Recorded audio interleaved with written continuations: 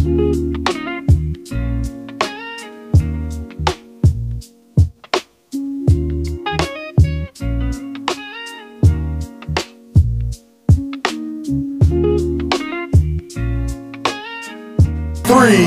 two, one.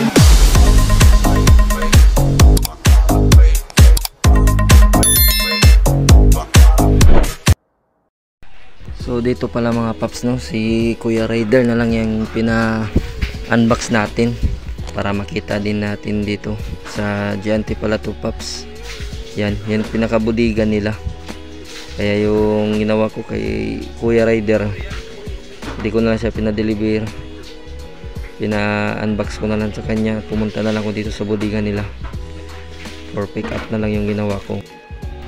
So dito pala mga paps, nabuksan na pala yung first na bumungad sa atin, yung first na box. Yan, pero nakita ko yung 3 litra yung DJI. So pinakat ko na ni kuya yung gitna, yan, para makita na yung nasa loob kung anong laman.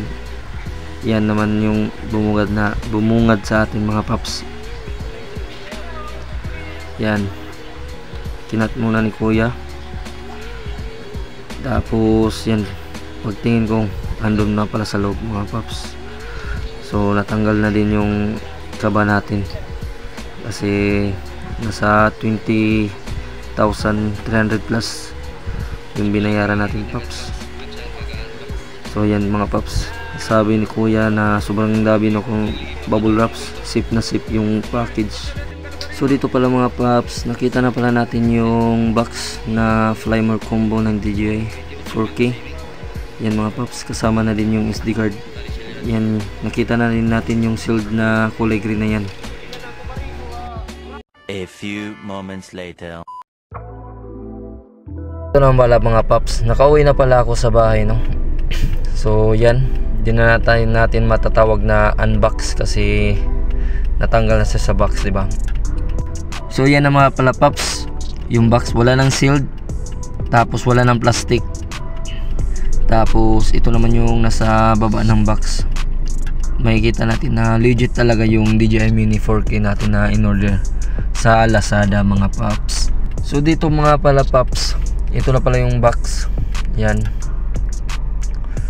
tapos yung nasa loob ay bag.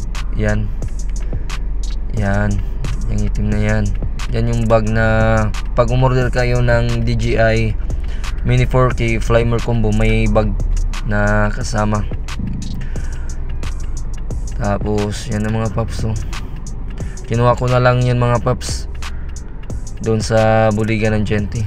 Dito na ako sa bahay kasi marami pang tatrabahuin yung mga delivery rider, magde-deliver pa yun. Kaya ito na mga paps, ako na lang magtingin yun sa loob. So yan mga paps, no, yan, binuksan na pala natin yung hinihintay natin na drone ng DJI Mini 4K. 2024 pala to lumabas mga paps, pero yung DJI Mini 2 SA and yung DJI Mini 2 matagal na yung lumabas, pero ito yung pinili ko na DJI Mini 4K kasi yan yung maganda, kasi malinaw na yung camera niya at video footage niya. So yung kinuha ko pala mga paps, yung first na kinuha ko yung battery hub ng drone natin. Yan, may dalawang battery na sa loob kasi yung isang battery niyan mga paps andun sa loob ng drone. Yan yung first natin kukunin. Yan, pangalawang kuha natin sa bag mga paps ay yung controller naman yung nakuha natin. Yan yung controller ng drone natin. Yan, oh, sobrang solid mga paps. Yan, ganda talaga ng DJI mga paps. At dito naman yung nasa likod mga paps. Tapos yung nasa baba naman yung mga joystick natin, dalawahan yan mga paps, para pag salpak na lang yan dyan sa dalawang joystick yan para magalaw natin. So okay din yung controller ng DJI mga paps. So sa pangatlong kuha natin paps ay yung drone na paps. Yan, oh, sheesh. Yan pala yung DJI Mini 4K natin paps. maliit lang siya pero napakaswabing pag kumuha yan ng video mga paps, napakalinaw. 4K. So yan. Diyan pala yung lagayan ng SD card, tapos pwede ka din mag-charge sa drone, pero mas maganda kasi meron naman tayong charging hub. Yan na pala yung nasa loob mga paps, no? Tapos yung nasa taas pala paps ng bag ay yung mga accessories naman pala paps, katulad ng propeller, screw, tapos yung mga cable para sa drone at cellphone natin. So tatlong naka-plastic na propeller yan mga paps. Yan. So in case na masira o magasgasan yung mga propeller natin, at least may extra propeller tayo. Tapos yung dalawang cable para sa Android at yung sa iPhone.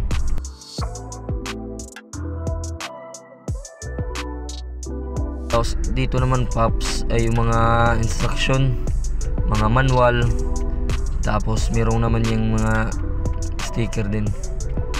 Yan o, mga manual lang yan mga paps.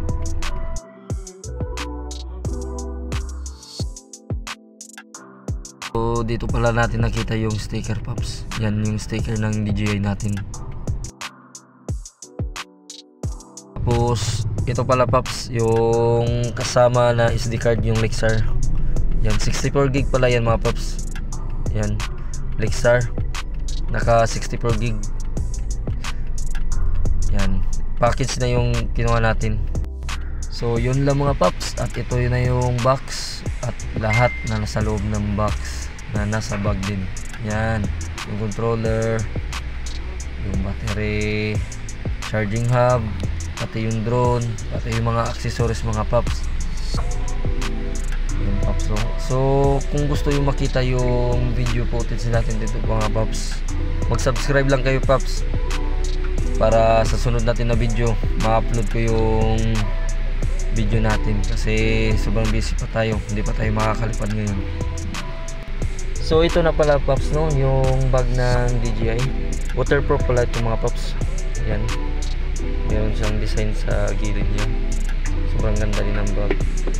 Tapos ito naman yung box. Sa mga gusto palang mag-download ng DJI Fly, ito, i-scan nyo yan paps. Yan, pwede nyo yung scan, screenshot nyo, tapos i-scan nyo yung QR code na yan para maka-download kayo ng DJI Fly app. So yan na lahat paps. So ito pala yung DJI na Mini 4K. Tapos yung una natin na drone paps, yung P11S Max. Yan yung pinakaunang drone natin na pinagpraktisan lang natin. Yan, mumurahin lang yan paps, nasa 1,000 lang yan. Yan yung P11S Max. Tapos ito yung bilhin natin na mamahal na paps, kasi sobrang expensive yan paps. Kita nyo naman sa quality, di ba paps? Kung nasa regular price pala to paps yung DJI Mini 4K, nasa 28,000 yata ito paps. Mabuti na lang nag-sale sa Lazada. Nakuha ko na lang to ng 20,300 plus. So pinagtabi ko pala yung dalawa paps, no, yung DJI tapos yung unang drone natin, parang magkasim lang sila ng kalaki. So dito pala mga paps, tinunay ko na mag-connect sila, kaya nag-blink ng red yan kasi hindi pwede makalipad na sa loob ng bahay or indoor.